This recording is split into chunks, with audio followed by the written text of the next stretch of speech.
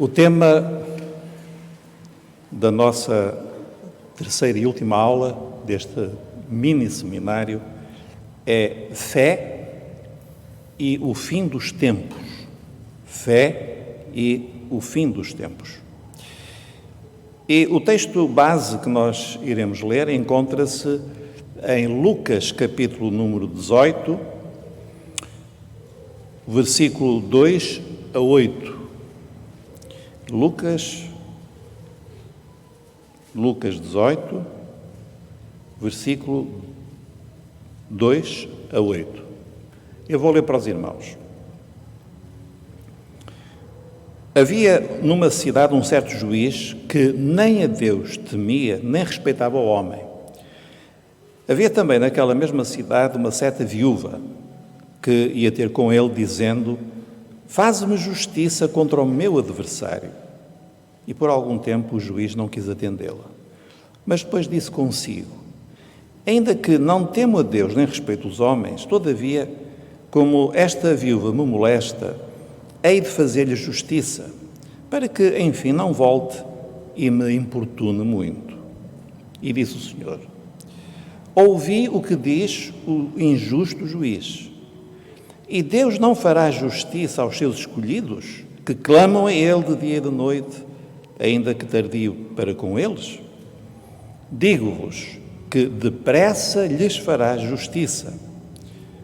E agora aqui está a pergunta que vai ocupar o nosso estudo. Quando, porém, vier o Filho do Homem, porventura achará fé na terra? Irmãos, esta é uma pergunta tão importante, tão forte, tão cheia de conteúdo. Nós vamos repetir. Quando Jesus voltar, Ele vai achar fé na terra? Uma pergunta que Ele fez. Vamos orar? Ó Deus nosso Pai, que nós hoje que estamos a ouvir esta pergunta que atravessou séculos e que chega hoje até exatamente aos últimos dias, que nós possamos hoje dar uma resposta afirmativa. Ajuda-nos, Senhor, a entender a Tua palavra, visita-nos, acrescenta-nos a fé, renova-nos a fé. Nós oramos em nome de Jesus. Amém. Amém. Os irmãos podem ficar sentados. Quando, porém, vier o Filho do Homem, porventura achará fé na terra? Nesta pergunta há dois aspectos. O primeiro é que refere um tempo específico, quando vier o Filho do Homem. Isto é, remete-nos para os últimos dias, o tempo da volta do Senhor. E refere um problema específico. E o problema que ele refere é a falta da fé. O que é que terá levado Jesus a colocar esta questão? Certamente que o Senhor, o Espírito, o levou, o transportou aos últimos dias. Ele viu alguma coisa nos últimos dias que o levou a fazer esta pergunta. Ele não fez a pergunta relativamente àquele tempo, ou relativamente a um tempo subsequente, mas aos últimos dias. Quando o Filho voltar, quando eu voltar, será que eu vou achar fé na terra? O que é que ele viu? O que é que Jesus viu nos últimos dias? O que é que ele viu na igreja que nós somos, a igreja que está espalhada à face da terra? Ele viu uma dramática falta de fé. Meus irmãos, então, nós vamos refletir sobre esta questão e vamos dividir a nossa palavra em três partes e depois uma conclusão. Na primeira parte, nós vamos só lembrar que, se de facto nós vivemos mesmo os últimos dias, se nós somos a última geração da igreja, ou se deverá ser ainda uma outra igreja que virá à qual Jesus se refere. Em segundo lugar, nós vamos falar do drama da falta de fé, a que nós vamos dar um título que o apóstolo Paulo usou: o naufrágio da fé. A terceira pergunta será uma pergunta pessoal. Jesus disse: quando o Filho do Homem voltar, achará fé na terra? E nós vamos tornar isto pessoal. Se Jesus voltar agora, Ele vai achar fé em mim? Tá bom? Eu estou a pensar em mim, e cada irmão pode pensar em si. Se Jesus viesse agora, Ele ia achar fé no meu coração? Meus irmãos, em primeiro lugar, vamos só fazer uma pergunta e dar uma resposta muito breve vivemos mesmo os últimos dias da Igreja na Terra? Então nós vamos só fazer uma recapitulação brevíssima, mostrando aqui uma imagem aos irmãos. Onde é que nós estamos no percurso profético? Em que momento é que nós estamos? Nós estamos a viver aquilo a que Jesus chamou o princípio das dores. Então, nesta imagem que está projetada, nós temos aqui algumas coisas em recapitulação que nós não vamos aprofundar, não é nosso objetivo agora falar de profecia. Mas só para os irmãos terem uma noção do momento que nós estamos a viver e para que não haja qualquer dúvida, porque às vezes pode haver algum irmão que pense que não, que nós ainda não estamos na última geração. Ora bom, o que é que nós lemos, o que é que nós sabemos a respeito deste tempo a que Jesus chamou o princípio das dores? É o tempo que antecede a tribulação. Então, nós temos que compreender que o momento profético seguinte que se vai viver na Terra chama-se a Grande Tribulação. E nós estamos a viver o tempo imediatamente anterior à pré-tribulação. Os irmãos depois podem ler com mais atenção em Mateus 24, 4 a 8. Nós sabemos que houve um marco profético que foi muito importante, que foi Israel ter voltado à sua pátria em 1948. Nós temos visto como as coisas em Israel têm evoluído, mas para nós, como Igreja, nós estamos já a viver o tempo anterior à Grande Tribulação, que é caracterizado por quê? Pela preparação do mundo para o cenário, para os eventos mundiais da Grande Tribulação. Quer dizer, nós já podemos agora estar a ver algumas coisas que depois vão ser ampliadas na Grande Tribulação. O que vai acontecer na Grande Tribulação não é diferente do que já está agora a acontecer, só que será muito mais ampliado. Vou dar um exemplo, nós estamos a passar por esta pandemia. E houve até alguns irmãos, provavelmente, que terão pensado, será que isto já é a Grande Tribulação? Não, irmão. O que virá depois são também pestes, são epidemias, mas não serão esta pestezinha, desculpem os irmãos, que nós estamos a passar. Virá algo muito, mas muito pior. É o quarto cavaleiro do que fala Apocalipse capítulo 6. Então, nós sabemos que quando começar a Grande Tribulação, a Igreja será tirada da terra. Agora, atenção, muita atenção que eu vou dizer a seguir. A Igreja vai ser tirada da terra quando o Anticristo se for manifestar. Quer dizer, antes do Anticristo se manifestar, a Igreja é retirada. O poder do mal que está encarnado no Anticristo não se pode revelar no mundo enquanto a Igreja estiver aqui.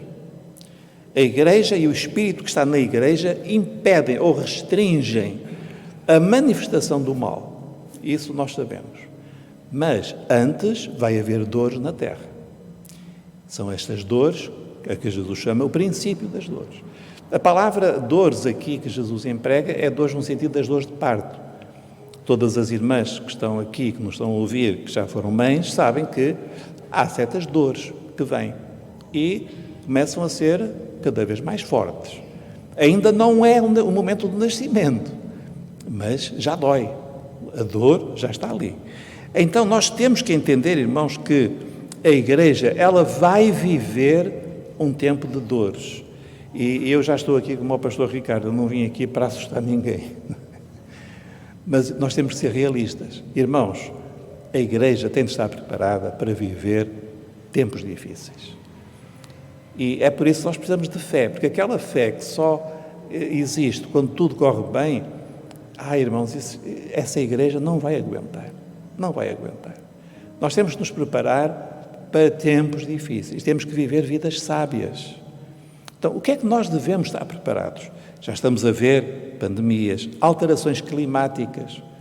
Eu tinha preparado esta palavra antes dos acontecimentos na Europa Central, na Alemanha, mas irmãos têm visto, as coisas terríveis têm acontecido. Aldeias desapareceram de repente. Mas isto vai continuar, irmãos. E é uma coisa, isto vai aumentar. Então nós não podemos ficar, a minha fé foi muito abalada porque houve um tremor de terra. Mas vai haver tremores de terra. Vai haver convulsões políticas e vai haver uma coisa que é muito preocupante. Vai haver crises económicas muito sérias. Irmão, tenha cuidado com a maneira como vive. Não queira viver vida de rico com salário de pobre. Não faça isso. Leve uma vida sóbria, uma vida cuidadosa. Cuidado com créditos, dependências de juros. Cuidado, irmãos, nós estamos a viver... quem diz isto nem é a Igreja, são os especialistas. Nós temos de ter muito cuidado com as crises económicas que virão. Instabilidade política, uma tendência para a centralização da autoridade num governo que nós sabemos que vai ser cada vez mais autoritário. Hoje já há muita gente que coloca em causa como é que nós estamos a viver os nossos direitos civis. Enfim, mas isto é só uma pequena amostra. Então hoje a gente já está a ver que todos nós aceitamos certos condicionamentos, mas no futuro virá muito pior. Eu estou a dizer isto, irmãos, para que os irmãos entendam o significado de princípio das dores. São dores. Ninguém esteja à espera que, não, agora isto vai melhorar, vamos voltar. Irmãos, não vamos voltar, as coisas vão... Não estou a dizer que vai ser uma catástrofe amanhã, mas estou a dizer que esta é a tendência da profecia, até que chega um momento em que o Senhor nos tira. O Senhor não nos vai tirar por causa das dores. O Senhor vai nos tirar por causa do mal que se quer revelar. É por isso que Ele vai retirar a Igreja. Para então, o Senhor deixar que o mal... Os homens não querem Deus, muito bem. E o Senhor diz, então vamos deixar os homens entregues à sua sorte. Ele tira a Igreja, o Espírito Santo parte e o mundo fica entregue àquilo que Ele quer. E então virá o juízo, que é a ira do Cordeiro, a tribulação. Há irmãos que dizem assim, não, a tribulação está dividida em duas metades. A primeira é soft, é uma coisinha só, uma pequena... É soft? Os irmãos já leram o Apocalipse 6, a abertura dos selos? E lá diz assim, vinda é a ira do Cordeiro, quem poderá subsistir? É a ira do Cordeiro, não é a perseguição de Satanás à Igreja, é a ira do Cordeiro. Agora quem está irado é o Cordeiro. E olha, irmãos, nós podemos enfrentar tudo, mas quando é o Cordeiro que se ira, fujam da frente. Aí a ira vai descer sobre a terra e não há nenhuma solução. Então, meus irmãos, nós temos que entender o tempo que nós estamos a viver e estarmos preparados para este tempo. Então, qual é a condição? O que é que nós esperamos como Igreja? Nós esperamos o arrebatamento. Temos de estar preparados para o arrebatamento.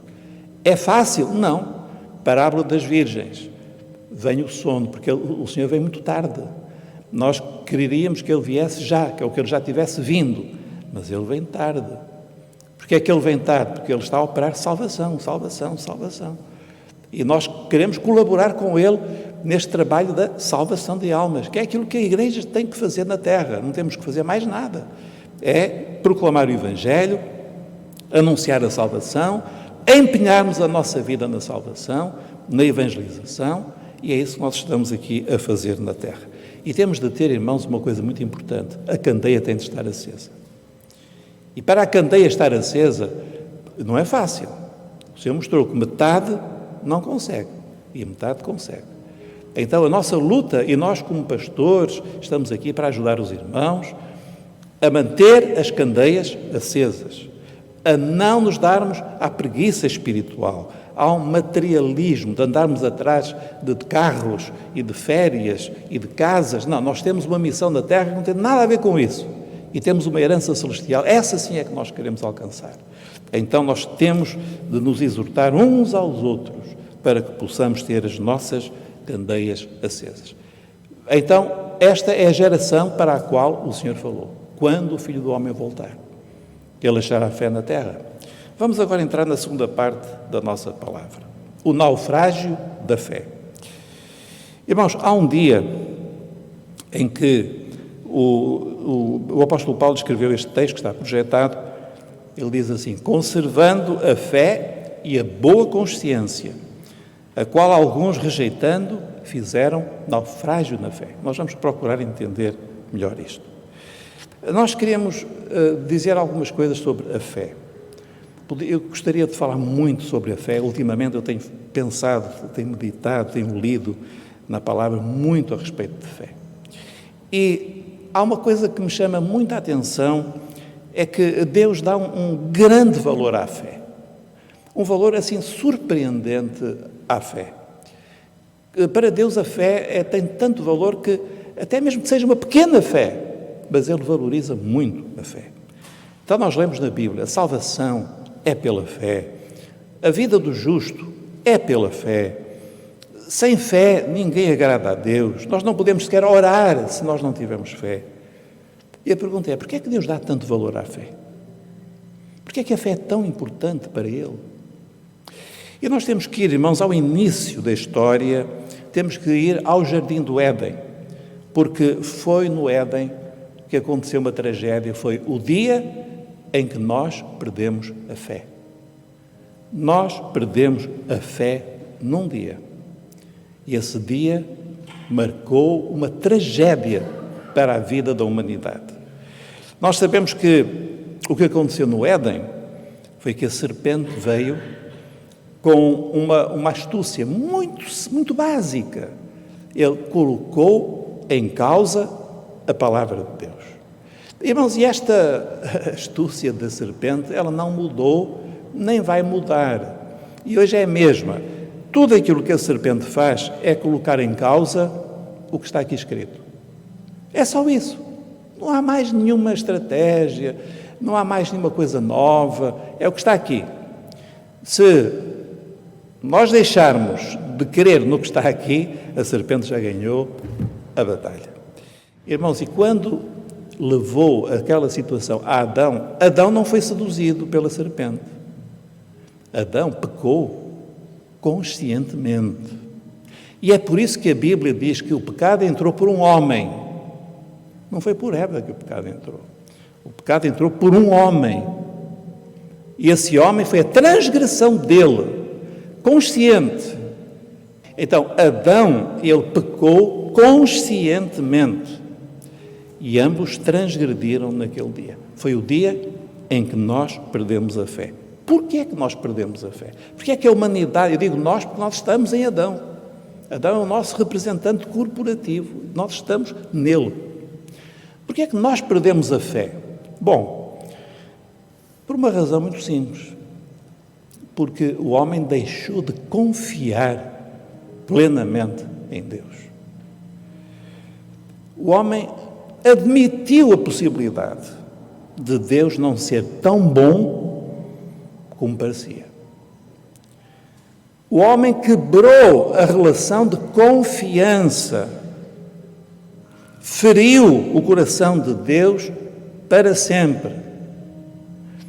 Eu sou pai e também fui filho. Irmãos, o que é que um pai sente se um filho disser assim, eu não sei se o meu pai, de facto, ele quer o meu bem. Eu acho que ele deve ter uma agenda escondida, eu acho que não vou levar muito a sério. Irmãos, perder a confiança é algo que magoa muito. Quando um amigo perde a confiança no outro amigo, quando um filho perde a confiança no pai, quando nós deixamos de nos relacionar na base da confiança e vivemos na desconfiança. Então, irmãos, a falta da fé é a falta de uma coisa básica, é falta de confiança total, absoluta, inquestionável na palavra de Deus e na sua pessoa. Quando nós começamos a pegar na Bíblia, a adaptar a Bíblia e a modernizar a Bíblia e a querer torcer a Bíblia para que ela diga o que não diz, porque nós desconfiamos que talvez Deus não a tenha escrito para nosso bem, nós estamos na tragédia da falta da fé, da incredulidade. Irmãos, quando Deus foi assim abandonado, foi traído pelo homem, quando Deus viu a falta de confiança, quando o homem deixou de confiar em Deus, passou a suspeitar, a desconfiar de Deus, nós temos que entender que o caminho de volta para Deus só pode ser um. É restaurar a plena confiança nele. É a fé. Não há outro caminho para nós voltarmos a Deus. É apenas pela fé. Deus diz, meu filho, eu dou-te tudo, mas tu tens que confiar em mim. Meu filho, eu vou-te abençoar, eu vou-te dar vitória, mas tu tens de ter fé. Os irmãos compreendem? Não há outro caminho. Deus não vai agir, nunca agiu, nem vai agir de outra forma, a não ser através da fé. Ou nós temos fé e confiamos em Deus, ou então nós vamos naufragar. A nossa vida espiritual vai sofrer um naufrágio. Meus irmãos, a falta da fé para Deus também tem outra consequência. É que nós, em vez de darmos ouvidos à voz de Deus, nós começamos a dar ouvidos às coisas que nós não dizemos que é da serpente, porque nós achamos que não. Então, o jovenzinho, ele vai para a faculdade e diz que perdeu a fé. Mas perdeu a fé porquê? Porque ele escolheu ouvir a voz do professor, a voz do colega, a voz da rede social. Não é da serpente, ele não vai dizer que é da serpente. Mas quem é o príncipe, é o rei que está por trás disso tudo? É o maligno, o mundo está no maligno. Deus diz-nos, para nós não termos dúvidas. Meu filho, olha, é o seguinte, o mundo com os seus valores, a sua cultura, está no maligno. Agora, se tu quiseres dar ouvidos ao mundo, dá. Agora, a fé é dar ouvidos à minha palavra. E não há outra hipótese. Ou eu confio na palavra, no que Deus diz, e dependo dele e confio nele de todo o coração, ou então eu estou a dar ouvidos à voz da serpente. Irmãos, isto de facto é uma escolha muito séria, mas também vou dizer, é uma escolha muito simples. Porque a fé é uma criança pode ter fé. Uma criança querendo no pai, quando o pai diz, meu filho, eu agora não posso, mas no Natal eu vou-te dar isto. E o filho diz assim, pronto, fica satisfeito e diz, olha, agora não tenho, mas no Natal o pai vai dar. E o pai que é bom pai, ele esfrangalha-se todo para conseguir dar aquilo que ele prometeu, porque ele ama o filho. E nós vivemos, irmãos, com um pai que ele não tem que fazer muito esforço para nos dar aquilo que nós precisamos, para nos atender às nossas orações. A única coisa que ele quer é que nós confiemos nele. Os irmãos compreendem? Os irmãos confiam em Deus. Confiam mesmo. Sem ver, sem entender tudo. Às vezes, quando nós somos os únicos, quando o jovem é o único na sua turma, e o professor, com aquele ar sarcástico, diz, porque ainda há uns ignorantes que pensam que o homem foi criado, mas nós sabemos que o homem evolui do macaco, e, como eu costumo dizer, cada um sabe da sua família, não é? Mas, meus irmãos, nós fomos criados por Deus. Agora, não é preciso o jovenzinho levantar-se e dizer, eu não concordo porque a Bíblia... Não, mas no seu íntimo diz, Senhor, isto é tudo uma baboseira que vem da serpente. Mas eu sei quem é que me criou. Eu sei que tu tens um plano para mim, tu me criaste, tu me queres abençoar, e o irmão no seu coração pode glorificar ao Senhor e viver pela fé. Então, irmãos, nós temos que viver pela fé. Há uma pseudo-fé no mundo religioso. Os irmãos sabem que há uns 150 anos a ciência estava a desenvolver-se de tal maneira que se dizia assim, a religião vai acabar no mundo. Mas não acabou. Ela continuou e hoje está aí. Talvez não se chame religião, mas sobretudo chama-se espiritualidades. Espiritualidades dá para tudo. Dá para yoga, dá para gurus, dá para cristais, para horóscopos e também dá para o cristianismo, nas suas várias formas. Mas a religião é a grande armadilha maligna para afastar o homem do Deus vivo. Eu vou repetir, religião é uma armadilha para afastar o homem de Deus. E vemos isso logo no início, Caim e Abel. Caim é a religião, Abel é a fé. Babel, religião, escada de Jacó, é a fé.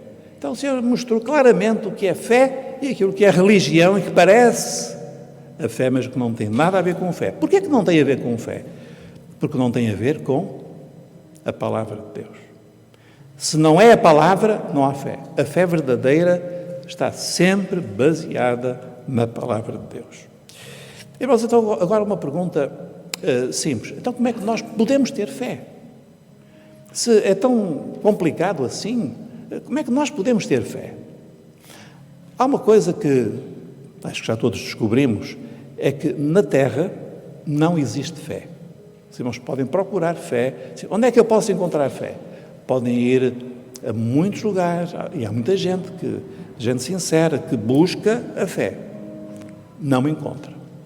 A raça de Adão, a raça adâmica, ela não pode produzir fé. O mais que pode produzir é uma imitação, uma caricatura de fé, que é religião. Então, como é que nós temos fé? É uma coisa a mim que me espanta. Como é que eu tenho fé? E eu vou dizer aqui aos irmãos, os irmãos sabem que eu tenho fé, eu tenho mesmo, eu creio mesmo.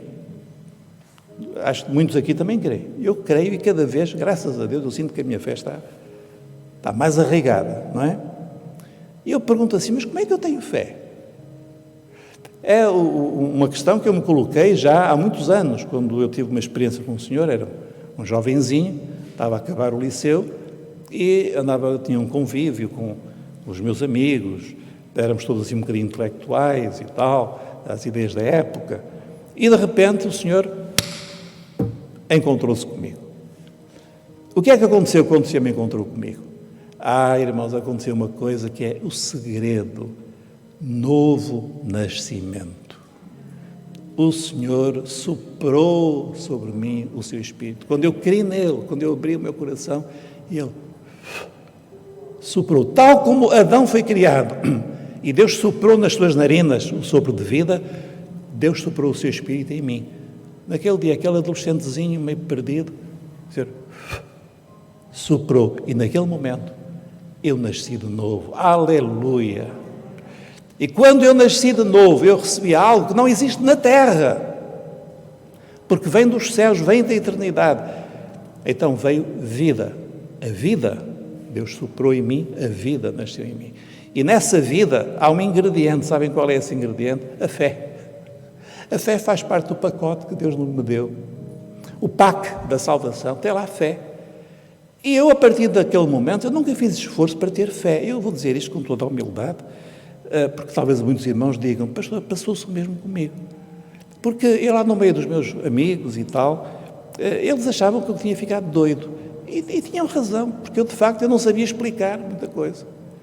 Houve um parente meu que disse, mas tu és um rapaz até inteligente. Ele era meu tio, tinha que dizer uma coisa elogiosa. Como é que tu acreditas nessas coisas? Como é que tu tens fé? Eu não sabia explicar, mas sabem o que é? É que a fé veio da eternidade. Irmãos, eu nunca fiz esforço para crer. Eu não faço esforço para crer, não preciso dizer, eu vou ler aqui a Bíblia, Jonas engolido por uma baleia. Eu não posso acreditar nisso. Irmãos, eu nunca fiz esforço. Eu não sou uma pessoa assim, supersticiosa, dada a acreditar em tudo. Eu nunca fiz esforço. Se a Bíblia dissesse Jonas engoliu uma baleia, eu acho que acreditava também. Mas como foi a baleia que engoliu Jonas, faz sentido, não é? E depois alguém diz, não, mas não era uma baleia, era um grande peixe. Irmãos, eu quero lá saber. A minha fé não está presa a essas coisas. Então a fé, ela vem de Deus. A fé é dada, como nós lemos lá na palavra, a fé vem pelo ouvir e o ouvir pela palavra. A palavra de Deus é tão poderosa que quando nós a ouvimos, ela gera fé, porque a palavra vai misturada com o Espírito. Então o Espírito vai com a palavra e ela gera fé. Talvez aqui hoje alguém esteja a receber fé pela palavra de Deus. Pela palavra de Deus. Jesus disse ao paralítico, levanta-te, toma o teu leito e anda. E nós lemos, e logo aquele homem ficou são. Que coisa difícil, não é? Ali, não sei quantos anos, acho que 30 e tal anos, e de repente chega Jesus e diz, levanta-te. E ele deve ter pensado, mas eu levanto-me como? Eu sou paralítico. Mas nós lemos o seguinte, que ele se levantou. E esse momento, irmãos, é um momento que é misterioso, em que a fé vem, dá fruto no meu coração e eu tenho uma resposta à fé. E aquele homem levantou-se, ele creu naquela palavra, recebeu-a e recebeu a cura. Então a fé nasce no nosso coração porque o nosso espírito, ele ouve a palavra e diz, isto é verdade. Às vezes até podemos dizer, eu não gosto muito do que ele está a dizer, mas é verdade, porque o Espírito convence-nos daquilo que é a palavra. E nós vemos, irmãos, que na Bíblia a fé está em tudo. Vamos só ver 4 exemplos. Por exemplo, a fé é a fé salvadora. Não há várias fés, é sempre a mesma fé. A fé salva.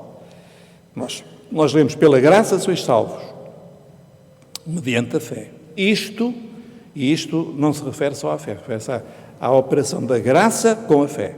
A graça e a fé. Isto não vem de vós, é dom de Deus.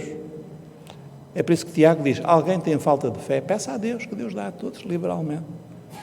Alguém tem falta de fé, pastor, eu confesso, a minha fé está muito abalada. Então porquê? Não, porque aconteceu-me isto, aconteceu-me aquilo, confiei muito numa pessoa que emprestei-lhe 5 euros e ela não me pagou e a minha fé ficou muito abalada. Pois é, mas peça a Deus, que Deus dá a fé, está bom? A fé como fruto do Espírito. Então, a fé é um fruto. É por isso que eu digo, eu não faço nenhum esforço para ter fé. A fé é uma coisa natural. Pelo contrário, quem não nasceu de novo, irmãos, deve ser uma tortura ir a um culto. Estar numa igreja sem fé, logo no início, clamor pelo sangue de Jesus, que a pessoa tem aquelas coisas logo na cabeça, doutrina, não sei o quê, e já fica toda baralhada, não é? E o louvor, louvar a Deus, oração. Orar então é um pavor para quem não tem fé. Quem não tem fé, como é que ora a quem? Com a esperança de que aconteça o quê? Então, de facto, quem não tem fé, e há pessoas que não têm fé e fazem um esforço enorme para ter fé. Fazem esforço. E nós lemos, por exemplo, Lutero, antes de se converter, ele fazia vigílias, jejuns, e tinha até um chicotezinho pessoal para fustigar a carne. Ele pensava que a carne era às costas dele. Meus irmãos, mas quando vem um novo nascimento, a árvore é plantada e o fruto nasce. E um desses frutos que nasce chama-se a fé. Então a fé é natural. Nós não queremos por esforço, nós queremos porque o Espírito Santo está em nós e gerou em nós essa fé. Então, irmãos, a fé também é dom espiritual, porque a um pelo Espírito é dada a palavra de sabedoria, a outro pelo mesmo Espírito a palavra da ciência, a outro pelo mesmo Espírito a fé. Então nós vemos fé em tudo, fé da salvação, fé como fruto, fé como dom, e a fé está associada a outros dons. A fé é uma espécie de alavanca. Uma alavanca faz com que grandes pesos sejam levantados. A fé é a medida com que Deus nos usa em todos os dons. Às vezes Deus dá palavra de conhecimento a uma pessoa. Então dá visões, dá ações, mas ela só tem um bocadinho de fé, assim, um dedalzinho. Então Deus só vai usar assim, de vez em quando. Assim, no primeiro dia de janeiro, Deus deu-lhe uma visão. Depois só em 31 de agosto é que vai ter. É a medida da fé, tem uma fezinha assim, uma fezinha enfezadinha, não é?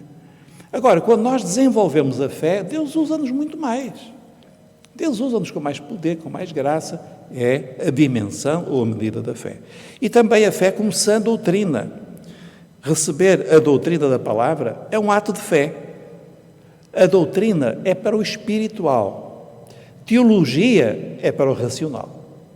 Então, aquele que gosta de divagar, a doutrina diz, porque os calvinistas dizem, mas os arminianos dizem, mas há os calvinistas de 4 pontos, há os outros de 5 pontos, e a pessoa fica ali a debater-se no meio daquela confusão. A doutrina bíblica, ela é espiritual. E ela vem pelo Espírito, e ela entra no coração. Então, é a simplicidade da fé. Então, meus irmãos, a fé verdadeira é sempre confiança na palavra de Deus. Não é emoção, nem é crendice. A fé verdadeira não é apenas conhecimento, informação, porque a fé não é intelectual. Isto é muito importante. A fé não é intelectual. Não é porque uma pessoa crê que Jesus existiu há 2000 anos que ela vai ser salva. Não é porque a pessoa vai à igreja e acha que tudo muito bom que ela vai ser salva. A fé é algo vital. É algo que nos une a Deus, é uma realidade que não é desta terra. A fé é uma questão de vida, é espiritual. A fé verdadeira, e agora este ponto é muito importante, manifesta-se sempre numa ação. Por isso o Tiago escreveu, mas, ó homem vão, queres tu saber que a fé sem as obras é morta. Irmãos, eu uma vez tive uma experiência que eu nunca mais me vou esquecer. Eu estava a orar e o Senhor falou comigo assim, muito claramente. O Senhor disse-me assim, prova-me que tens fé. E eu fiquei assim, em estado de choque. Prova-me que tens fé. E eu pensei, mas Senhor, eu leio na Bíblia, é que tu provas os homens. Agora, ao contrário, Senhor, em que sentido é que eu vou ter que provar que tenho fé? E eu entendi o que eu tinha que fazer. Irmãos, ou a fé nos leva a fazer alguma coisa, ou então isso não é fé. É conhecimento, aquela coisa, há pessoas que conhecem tudo de Bíblia, sabem Bíblia de trás para a frente, e vamos ver na vida, onde é que está a fé? Onde é que está a fé? É o que Tiago diz, mostra-me as tuas obras e eu te direi a fé que tens. Onde é que está a fé? O irmão evangeliza, não, que eu tenho medo, sou muito tímido. Então, mas o Senhor está a dizer, ide por todo o mundo, testemunhar, e o irmão não tem ninguém a quem falar? Ninguém, nem uma pessoa só. Como é que se explica que haja irmãos na igreja há 20, 30, 40 anos? Nunca falaram uma pessoa, não tem um fruto. Como é que se explica? Eu explico. Falta de fé. É uma fé que não é fé verdadeira. É uma fé que não leva à ação. Um exemplo, Saulo, quando se converteu a caminho de Damasco, todos conhecem a história. Saulo ia a caminho, ele viu uma luz, caiu por terra, o Senhor falou com ele, Saulo, Saulo, por que me persegues? O que é que Saulo perguntou? Quem és tu, Senhor? Não é verdade? E depois, a seguir, o que é que ele disse? Alguém se lembra? Senhor, que queres que eu faça? Pronto, é fé. A fé leva-nos a isto. Quando nós nascemos de novo e temos fé, então, a nossa primeira pergunta é esta, Senhor, o que é que tu queres que eu faça? Irmãos, a fé não é estar sentado num banco uma vida inteira. A fé não é ser muito certinho, ir à igreja nos dias certos, estar na célula a cumprir aquele dever de lá estar. Tudo isso é necessário. A fé é agir na direção do Espírito Santo, é falar a quem o Senhor nos manda falar, é orar nos tempos em que o Senhor nos acorda para orar, é ouvir a voz do Senhor e é agir. Fé é agir. Se o irmão não está a fazer nada, eu vou dizer ao irmão uma coisa, o irmão, preocupe-se, porque talvez o irmão não tenha uma fé verdadeira. Pastor, eu não vim aqui para ser insultado. Não, não é insultar. É para que receba a fé verdadeira. Porque fé verdadeira transforma-se em vida, em ação. Então, meus irmãos, a fé foi perdida no Éden. A fé foi perdida no Éden. E Deus exige hoje que todo aquele que quer chegar-se a Ele, o faça pela fé. Quanto mais confiarmos nele, mais vamos avançar na fé. Mas se a fé for pequena, ou até em risco de desaparecer, a nossa vida espiritual está em risco. É o naufrágio. É o naufrágio da fé. Então, o crente pode perder a fé? Pode sim. Naufrágio na fé quer dizer isso mesmo. Então, o texto que nós lemos aqui, eu vou ler uma tradução ligeiramente diferente, que diz assim: Timóteo, conserva a fé, conserva igualmente uma consciência limpa, porque há gente que, fazendo calar a voz da consciência, provocaram o naufrágio da sua vida espiritual. Eu vou fazer uma pergunta que é uma pergunta triste. Os irmãos já viram algum irmão naufragar na fé? Já viram? Eu sei que todos já vimos. É triste, não é, irmãos? Uma pessoa que estava ao nosso lado e, de repente, nós vemos a pessoa desviar e a vida espiritual afundou-se, desapareceu. Mas, irmãos, porquê? O que é que se passa? Então, nós sabemos que o apóstolo Paulo, ele tinha autoridade para falar de naufrágio, porque ele passou pelo menos por 3 naufrágios. Então, o que é um naufrágio? Quando há ventos muito fortes, tempestades. Quando há dificuldade em manter o leme, a direção. E quando a embarcação é frágil. Ora, o que é que Paulo está a dizer? Que manter a fé faz com que a embarcação esteja à tona, mesmo no meio das tempestades. Mas se faltar a fé, há um naufrágio. Então, há irmãos hoje que estão fustigados por muitos ventos. Vento na Bíblia fala sempre de ventos de doutrinas. Eu não tenho nada, por exemplo, contra ler livros. Pelo contrário, eu sou um leitor voraz. Tenho muitos livros e gosto de ler e estudo e às vezes escrevo lá, não percebes nada disto, porque não concordo, e risco e tal. Outras vezes digo, amém, aleluia. Outro dia abri um livro, tinha lá escrito em letra grande, aleluia. Fui ver o que era e, de facto, era uma afirmação maravilhosa. Mas nós, irmãos, não podemos engolir tudo o que vem nos livros.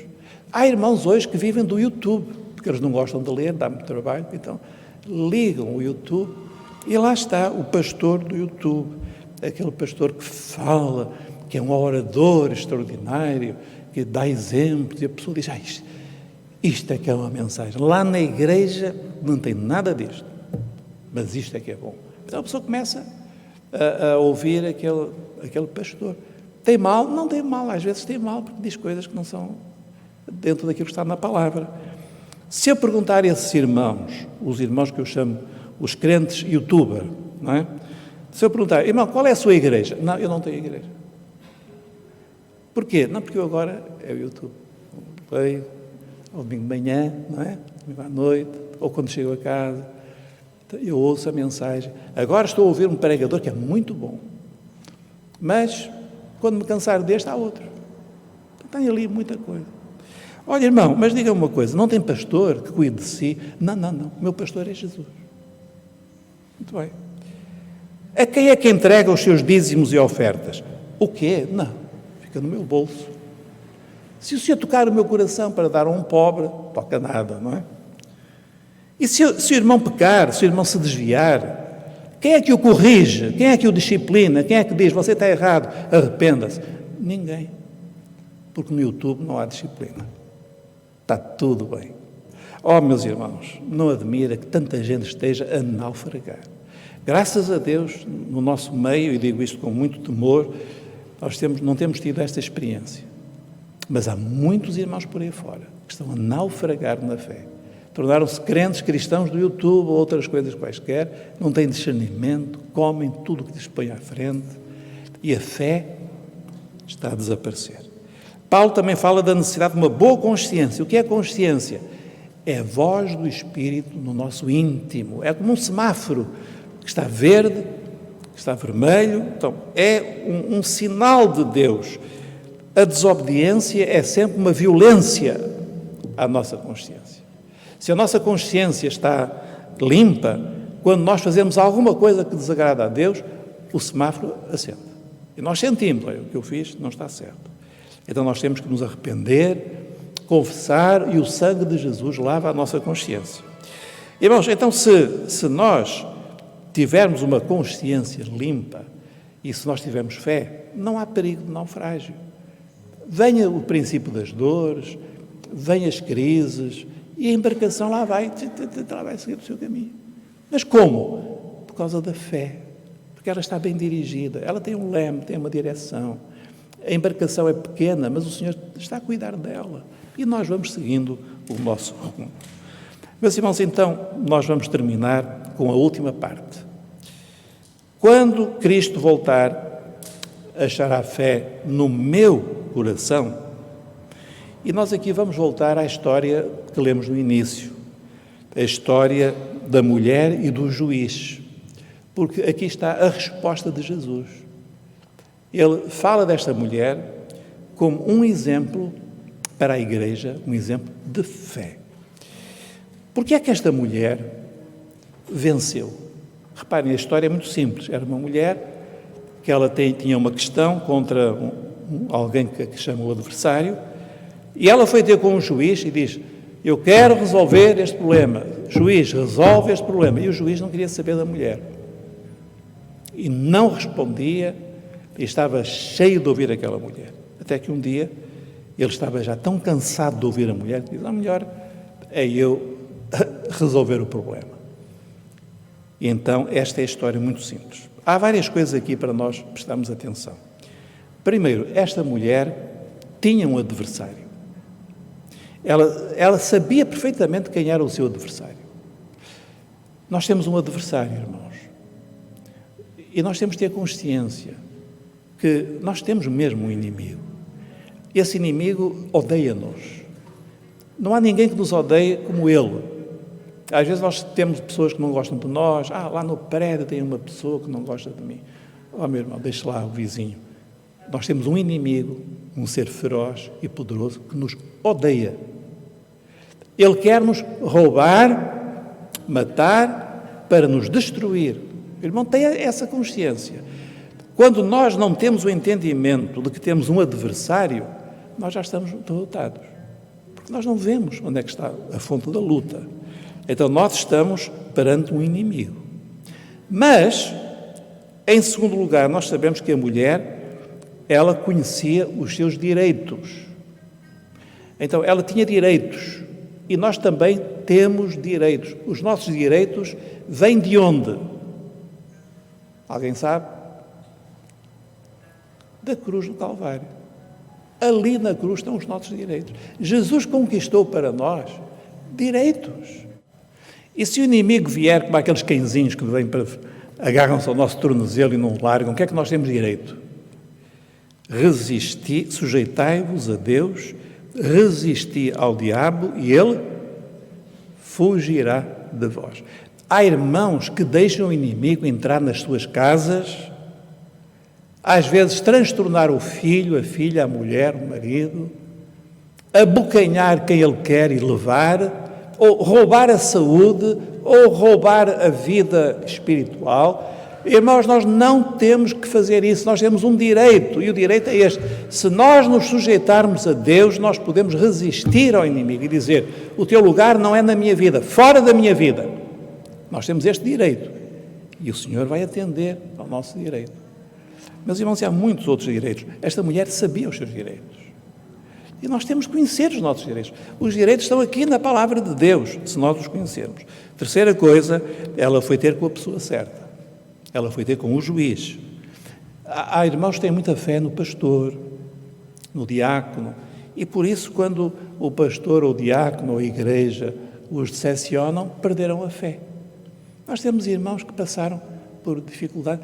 Na igreja houve um problema, eu ainda estou muito traumatizado por aquilo que aconteceu há 4, há 5 anos, há 6 anos. Ainda estou aqui muito ferido, a minha fé está muito abalada. Sabe por que é que está abalada? Porque o irmão não foi ter com o juiz. Porque a sua fé não é fé em Deus, é fé nos outros. Aqueles que são abalados porque não têm fé no juiz verdadeiro. Porque o nosso Deus nunca desamparou ninguém. Ele nunca abandonou ninguém. Ele não mente, Ele não é um Deus que minta. Agora, se nós confiarmos em homens, aí os irmãos preparem-se, vão ficar muito abalados. E nestes dias que passam, nós temos que confiar cada vez mais no Senhor. Porque homens, nós vemos de vez em quando, assim, o que é que se passa? Então nós não vamos olhar para os homens, nós vamos olhar para Deus. Outro segredo desta mulher, ela perseverou, ela não desistiu até vencer. E é isto, irmão, a fé é isto. A fé é não desistir. Eu vou dar um exemplo aos irmãos. Nós estamos a lutar em oração por um assunto. Oramos, Senhor, opera neste assunto. E depois parou. A resposta não veio, parou. Mas o que é que Jesus diz? Para nós perseverar. O que é perseverar? Eu tenho uma palavra mais simples. É para nós teimarmos na oração. O que esta mulher fez, ela era uma mulher muito teimosa. Ela foi ter com o juiz e diz, juiz, faz-me justiça, faz-me justiça, faz-me justiça. E o juiz diz, mulher, vai embora que um dia destes eu trato. Não, faz-me justiça, juiz, eu preciso, faz-me justiça. E o juiz diz, eu já não posso ouvir mais esta mulher. Meus irmãos, e o Senhor diz assim, se este juiz era mau, era injusto, não temia a Deus nem aos homens, o vosso juiz, quem é o vosso juiz? É um Deus justo, é um Deus fiel, é um Deus bondoso. Ele não vai ouvir a nossa oração. Ele não vai ouvir se nós perseverarmos, se nós teimarmos, se nós chorarmos, se nós batemos o pé, se nós dizemos, Senhor, ouve a minha oração, Senhor, atende ao meu clamor. Ele não vai ouvir. Então, a fé é isto. Saber que temos um adversário, de identificá-lo. Conhecemos os nossos direitos, estão na palavra. Procurar o Senhor e não desistir até chegar a resposta. Meus irmãos, e nestes últimos dias, a Igreja tem de ser esta mulher. Estamos a viver dias difíceis, estamos a viver grandes desafios, mas o que é que nós vamos fazer? Buscar o Senhor até vir a resposta ao que nós precisamos. Senhor, ó Senhor, Tu tens de operar. Senhor, Tu tens de curar. Senhor, salva o meu filho. Senhor, salva o meu marido. Senhor, não deixe a minha filha estar a afastar-se de Ti. Só pensa no mundo. Ó Senhor, muda isto, muda. Senhor, tem compaixão. Tu prometeste, cumpre a Tua palavra. E Deus não é um juiz injusto, Ele é um juiz justo. Ele vai ouvir a nossa oração. Conclusão. Algumas coisas muito simples. Paulo diz assim: combati o bom combate, acabei a carreira, guardei a fé. Então, irmãos, nós temos todos alguns anos de vida. Eu já tenho menos que alguns aqui, mas até pode ser que os que têm menos vão mais depressa do que eu, não é? Nós não sabemos quanto tempo temos de vida. É a nossa carreira. O que é que nós vamos... Qual é a nossa ambição? É chegar ao fim da nossa carreira aposentados, é isso? O meu sonho, quando eu chegar àquela idade, eu vou me aposentar. Vou à igreja, não é? Vou à igreja e tal, vou lá, mas não vou estar assim tão comprometido, porque, enfim, eu já tenho 56 anos. Ou 66. Meus irmãos, eu quero acabar a minha carreira e eu peço aos irmãos que me ajudem. Eu quero chegar ao fim da minha vida e dizer assim: eu combati até ao último segundo da minha vida. E os irmãos também. Até ao último instante nós vamos combater, porque é a nossa carreira. Deus tem uma carreira para nós. Agora, se nós desistirmos da carreira, mais vale dizer: Senhor, leva-me já, porque eu não estou aqui a fazer nada. Não estou a causar problemas para os outros. Agora, se nós temos uma carreira, o Senhor vai nos dar vida, vai nos dar saúde, vai nos dar condições para o servirmos. E qual é o nosso objetivo? É chegarmos ao fim da nossa vida, não é com muito sucesso profissional, não é com muitos bens materiais. Nós queremos chegar ao fim da nossa vida com fé, guardando a fé. Eu quero chegar ao fim da minha vida e dizer assim: graças a Deus, a fé que Deus me deu há 40, 50, 60 anos ou mais, conforme você queira, a fé continua aqui. Continua aqui e maior. É esse o segredo. Então, meus irmãos, alguns segredos muito simples. Não coloque os olhos nas dificuldades, coloque sempre os seus olhos em Deus. Deus é sempre maior que as dificuldades. Segundo, não se deixe vencer pelo medo. Vença o medo com a fé. Irmãos, não tenha medo da Covid, tenha prudência.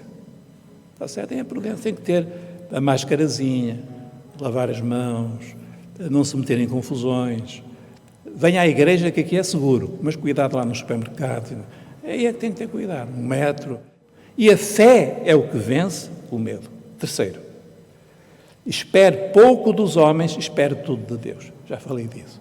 Não ponha os seus olhos nos homens. Irmão, homem é o homem. Coloque os seus olhos no Senhor. Quarto, não desista das promessas de Deus. Se Deus prometeu, Ele não vai esquecer. O que Deus promete, Deus não esquece. Agora, bata à porta. Senhor, Tu prometeste, Senhor, cumpre as Tuas promessas. Busca o juiz e Ele vai ouvir. E, finalmente, faça alguma coisa. Prova a Deus que tem fé. Prova a Deus que tem fé. Não fica a pensar: eu tenho fé porque eu conheço a Bíblia. Mas até os demónios conhecem a Bíblia e estremecem, não é? Então não é conhecer a Bíblia. Fé é fazer alguma coisa. Faça alguma coisa. Hoje o irmão vá para casa e vá pensar assim: o que é que eu posso fazer para mostrar que tenho fé? Uma coisa é que eu já tenho falado, tanto que até já quase tenho vergonha. Falar, testemunhar de Jesus. Então, é preciso o quê? Que uma igreja tenha fé. Se for uma igreja de reformados, ou de pessoas medrosas, ou de pessoas que estão muito ocupadas, aí não vamos lá. Mas se for uma igreja com fé, eu acho que vamos ter uma etapa da nossa vida como igreja como nunca vimos até hoje. Como os irmãos veem, estou animado e estou com fé. Meus irmãos, não vamos perder a fé, vamos seguir o exemplo desta mulher. E que se Jesus vier hoje, ou se vier amanhã, que nós sejamos um grupo pequeno, mas o Senhor olhe para nós e diga, ali há fé. Que seja pouca ou muita, mas que o Senhor, quando vier, olhe para esta igreja e, se Deus quiser, para muitas outras igrejas e possam dizer assim, e o Senhor possa dizer, há fé na terra. Eu encontrei fé. É este o nosso desejo, é o mínimo que nós podemos fazer, é não trair o nosso Deus, não trair a confiança, é confiar nele de todo o nosso coração. Vamos, irmãos, ficar de pé.